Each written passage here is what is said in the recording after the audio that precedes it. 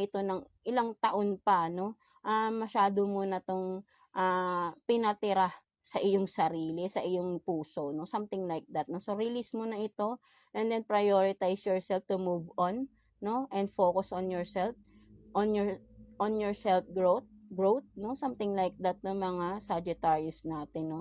Kailangan mo ng mag-heal 'no. Gusto mo bang habang buhay kang nahihirapan na may galit ka sa puso mo 'no, at naaapektuhan din yung mga tao sa paligid ninyo because of that situation or kung ano man 'yan na dala-dala ninyo sa puso ninyo 'no, something like that 'no, mga Sagittarius natin, right 'no. So, yeah, ayun yung nakikita ko diyan. So, let's see, message advice sa'yo ni universe 'no, mga Sagittarius natin. Let's see, message advice for you ni universe, Sag 'no. Let's see.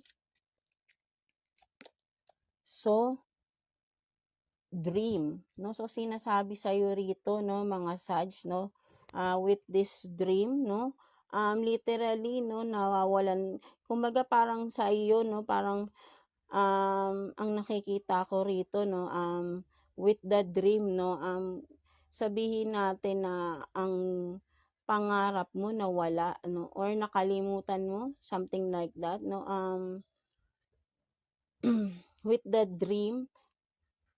Wait lang mga Sag 'no, so parang may naano lang tayo 'no. So, with the dream card here 'no, ang nakikita ko sa inyo dito 'no, message advice sa inyo is 'yan 'no, i-prioritize niyo naman yung sarili ninyo 'no, at 'wag puro galit 'no, something like that 'no. Ipahinga niyo na 'no with the dream.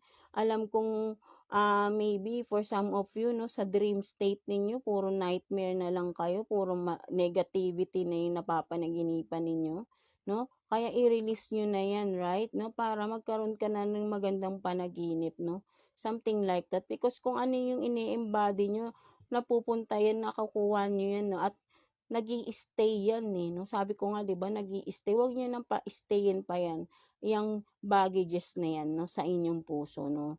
With the dream is pati sa dream state ninyo naaapektuhan na sana nakakapagpahinga kayo 'no, nagkakaroon pa kayo ng mga nightmares 'no, because of your hatred 'no, sa iyong sarili 'no.